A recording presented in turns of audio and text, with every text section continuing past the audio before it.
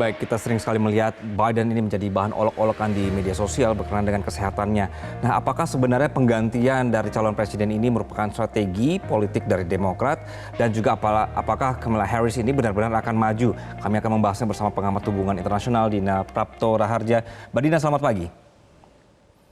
Selamat pagi, Mas Anggi. Ya, Mbak Dina, apakah keputusan Biden ini untuk mundur di tengah jalan ini memang menjadikan potensi Donald Trump untuk menang semakin besar? Nah itu, ketika turun Biden sebenarnya salah satu harapan dari Partai Demokrat adalah untuk memperbaiki posisi Partai Demokrat ya. Karena Oke. pasca penembakan di Pennsylvania, Donald Trump justru popularitasnya meningkat. Dia mendapatkan simpati yang justru lebih luas, bukan hanya dari kalangan Partai Republikan saja, tapi juga dari kalangan swing voters. Em, jadi sebenarnya itu jadi bertolak belakang ya, harapannya memperbaiki tapi justru kurang baik hasilnya. Oke, Mbak, apakah memang Kamala Harris ini memang dianggap sosok pembaruan atau memang sebenarnya strategi aja untuk mengalahkan Trump?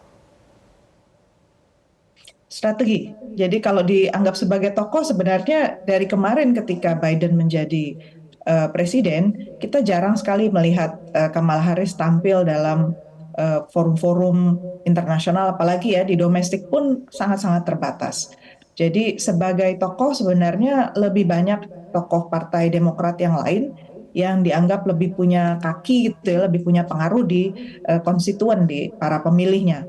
Jadi menurut saya dia lebih sebagai strategi saja dan yang lebih bisa mempersatukan suara lah ya Partai Hmm. Demokrat gitu kira-kira. Apalagi Biden dalam statementnya walaupun tidak dikatakan sendiri tampil ya secara oral gitu, statementnya mengatakan Biden mendukung Harris. Ini soal uang juga Mas, karena uang untuk Partai Demokrat kan sudah masuk dan Oke, kandidat yang waktu itu diberikan dana adalah Biden. Jadi harus jelas juga Biden mendukung siapa. oke. Tapi sebenarnya Demokrat sendiri satu suara nggak sih, Mbak, sebenarnya sama Kamala? Nah, itu masih tanda tanya juga di kalangan Partai Demokrat. Kemarin barusan saja ya, Nancy Pelosi, Speaker of the House atau Ketua DPR, akhirnya mengeluarkan statement juga bahwa dia mendukung Kamala Harris. Tapi masih Oke. ada tanda tanya tokoh seperti Obama misalnya, belum mengeluarkan statement. Hillary Clinton mengatakan dia mendukung Harris.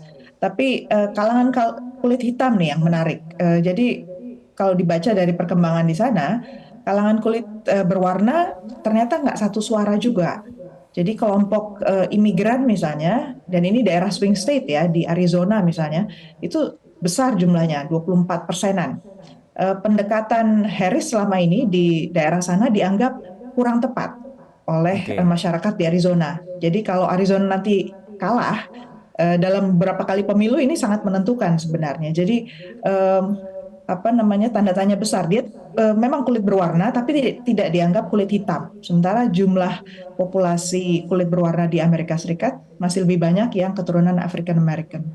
Baik, Mbak Dina, berarti kondisi Pilpres sekarang dengan tema warna kulit antara Kamala Harris dengan juga Barack Obama itu berbeda ya kondisinya ya? Beda, beda. Jadi bagaimanapun juga orang melihat bukan hanya dia perempuan, tapi dia keturunan Asia.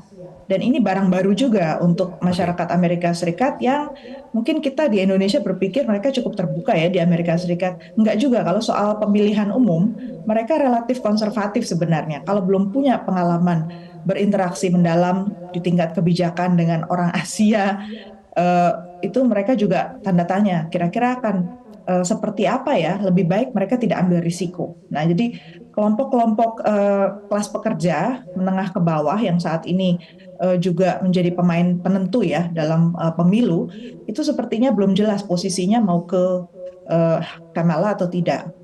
Oke, oke. Jadi kalau jadi publik Amerika sekarang bingung mungkin yang lihat Demokratnya juga sebenarnya belum solid begitu, calon-calonnya belum oke. Nah, kalau misalnya dari Trumpnya sendiri, Mbak Dina, masih laku nggak sih sebenarnya isu-isu yang dibawa Trump saat ini? Karena terakhir kali Trump membawakan isu yang sama, publik Amerika ini justru terpecahkan.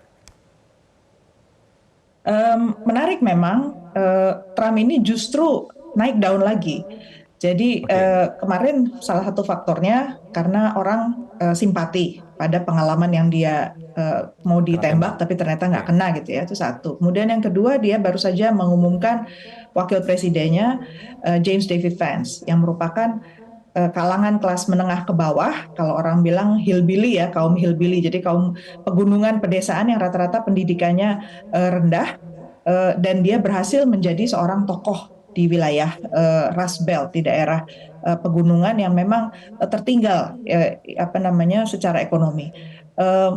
Dua langkah ini juga ditambah dengan kebiasaannya Trump ya untuk bicara itu gamblang, tetapi bisa mencari jalan gitu ya untuk bisnis. Dalam situasi yang ekonomi sulit seperti ini, sepertinya naik daun lagi dia. Dia popularitasnya justru kemarin itu ada satu survei terakhir dari Daily Mail, di mana dia ditanding langsung dengan Kamala Harris, itu popularitasnya ternyata jauh di depan Kamala Harris, 11 poin. Ini jarang-jarang, biasanya kalau polling belum pemilu masih jauh kayak sekarang ya, masih 3 bulanan, itu beda skor paling 1 digit gitu, dua poin atau 3 poin atau 5 poin paling jauh, ini sampai 11. Artinya apa ya, masih laku Donald Trump. Oke, masih laku. Berarti ada pengaruh bahwa sebenarnya lakunya Trump ini karena kasus penembakan kemarin, bukan karena dari segi visi misinya. Dari apa namanya gimmick yang terjadi kemarin itu, kejadian kemarin itu, boleh dikatakan sangat membantu lah, Oke. membuat popularitas dia meningkat, membuat orang melihat bahwa orang ini betul-betul seorang tokoh yang beruntung gitu ya. Kalau visi misi sebenarnya tidak terlalu banyak yang berubah ya. Beliau ini orang yang sangat hitam putih, tidak bisa ada abu-abu gitu di tengahnya. Jadi kalau dengan Trump adalah solusinya dia harus misalnya tax cut gitu ya, potong Ya. pajak, ya udah potong pajak, nggak mungkin ada insentif dan yang lain-lain gitu ya, bumbu yang lain. Kalau terhadap misalnya Israel, dia mendukung Israel, ya dia akan mendukung Israel full. Jadi orang ini sangat hitam putih sebenarnya, sangat jelas dia mau ke arah mana. Oke. Sebenarnya ternyata gimmick-gimmick politik juga masih berpengaruh di politik Amerika Serikat begitu ya. Mbak Dina, terima kasih atas perspektif Anda di pagi hari ini. Sama-sama, terima kasih, selamat pagi. Jelajahi cara baru mendapatkan informasi. Download Metro TV Extend sekarang.